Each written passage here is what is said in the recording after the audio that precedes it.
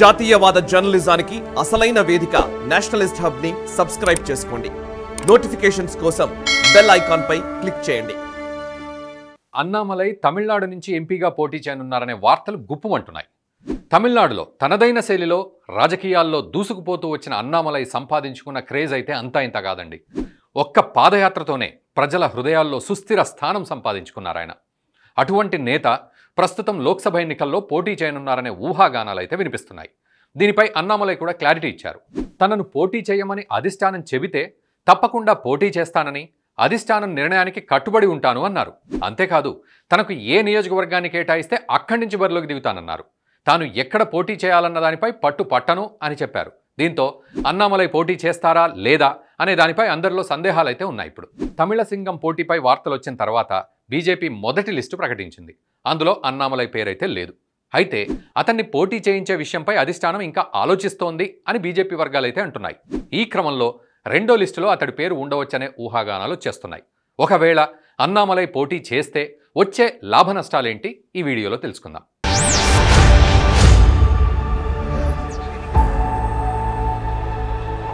ప్రస్తుతం తమిళనాడు రాజకీయాలను కుదిపేస్తున్న అన్నామలై ఐపీఎస్ ఉద్యోగానికి రాజీనామా చేసి రాజకీయాల్లోకి వచ్చారు.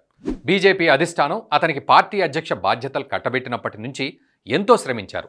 ద్రవిడవాద రాజకీయాల్లో కాషాయ జెండాను రెపరెపలాడించడానికి పరితపిస్తూ వచ్చారు. ప్రజా సమస్యలపై అనునిత్యం పోరాడుతూ ముందుకైతే సాగుతున్నారు.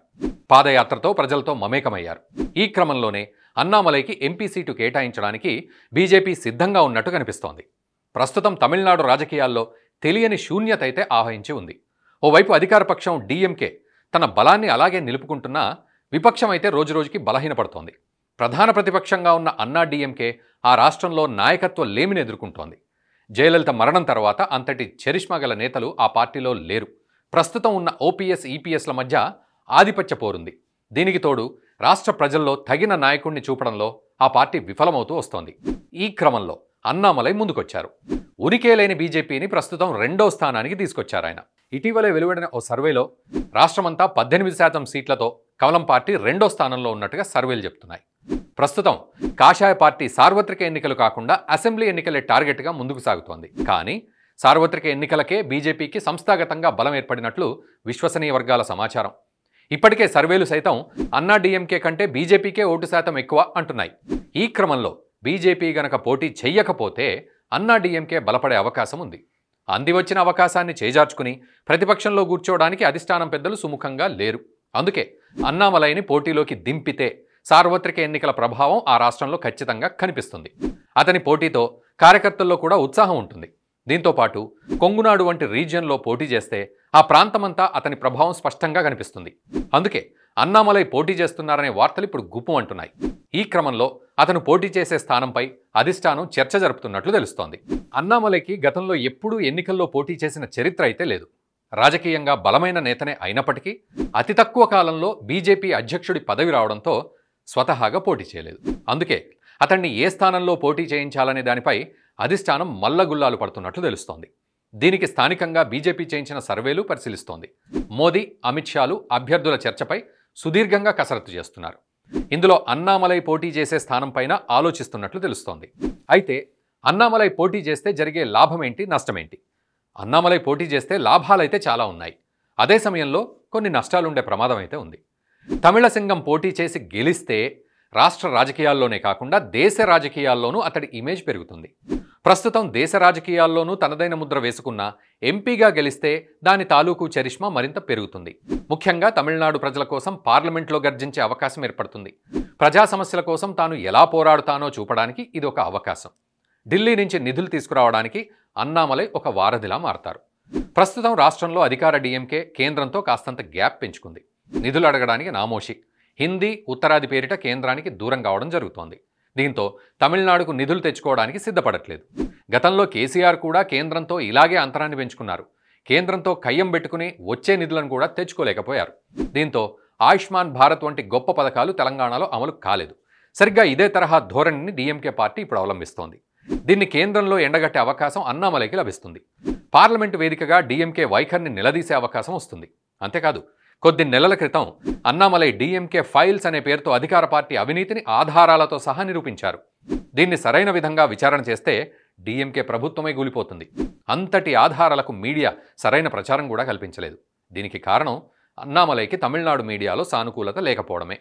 ఆ రాష్ట్రంలో మీడియా అధికార పార్టీకి తలొగ్గి పనిచేయడంతో ఈ ఆరోపణలకు ప్రచారం లభించలేదు.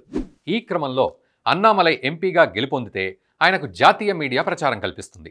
దీనికి తోడు తమిళనాడు నుంచి అన్నామలైతో పాటు మరికొంతమంది గెలుపొందితే రాబోయే అసెంబ్లీ ఎన్నికలకు బీజేపీకి మార్గం సుగమమవుతుంది. తాము విజయానికి దగ్గరవుతున్నామన్న సంకేతాలు ప్రజల్లో బలంగా వెళ్లడానికి ఇది సాధనంగా మారుతుంది. అన్నామలై పోటీ చుట్టుపక్కల స్థానాలపై కూడా ప్రభావం చూపితే కమలం పార్టీకి మరిన్ని సీట్లు వచ్చే అవకాశం ఉంది. అంతేకాదు, ఎన్నో ఏళ్లుగా అన్నా డీఎంకేను చూసి వేసారిపోయిన ప్రజలు అసెంబ్లీ ఎన్నికల వరకు వేచి చూడకుండా ఈసారే కమలానికి జైకొట్టే అవకాశం ఉంది. ఇటువంటి ప్రయోజనాల నిమిత్తం అతన్ని ఎంపీగా పోటీ చేయించాలని మోదీ, షాలు ప్రణాళికలు రచిస్తున్నారు. అయితే ఇక్కడ అన్నామలైకు మరో ప్రమాదం లేకపోలేదు. ఎన్నికల్లో గెలుపొందితే సమస్యేమీ ఉండదు. ఒకవేళ ఓడిపోతే సమస్య మరింత జటిలమవుతుంది. అన్నామలై రాజకీయ జీవితంలో ఓటమి అనే మచ్చ మిగిలిపోతుంది. కనీసం ఎంపీగా కూడా గెలవని వ్యక్తికి తమకు ప్రశ్నించే హక్కు లేదు అని విమర్శించడానికి అవకాశం ఇచ్చినట్టు అవుతుంది. తమిళనాడులో బీజేపీకి సంస్థాగతంగా బలం కాస్తంత తక్కువ. అన్నామలైకి చరిష్మా బాగానే ఉంది. దీనికి తోడు రాష్ట్ర వ్యాప్తంగా ప్రజల్లో ఒక ఇమేజ్ను సంపాదించుకున్నారు.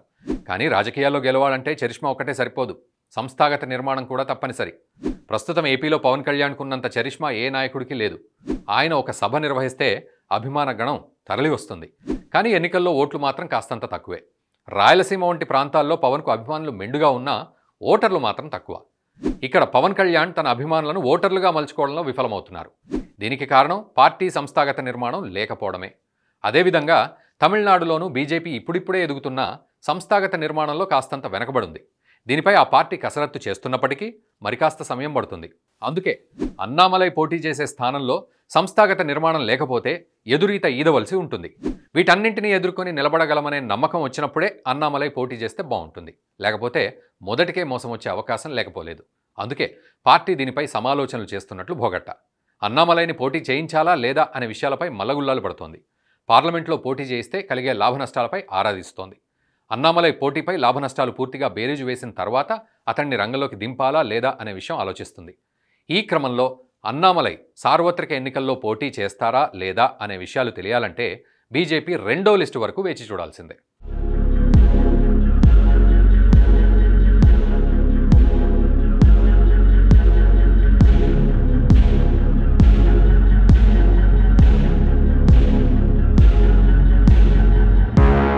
ఈ వీడియో మీకు నచ్చినట్టయితే లైక్ చేయండి, 10 మందికి షేర్ చేయండి. అలాగే కామెంట్ల రూపంలో మీ అభిప్రాయాలను మాతో పంచుకోండి. Nationalist hub group of channels ను సబ్స్క్రైబ్ చేసుకుని తెలుగునాట జాతీయవాద జర్నలిజాన్ని ప్రోత్సహించండి. ఈ వీడియో కింద ఉన్న బెల్ ఐకాన్ పై క్లిక్ చేయడం మర్చిపోవద్దు.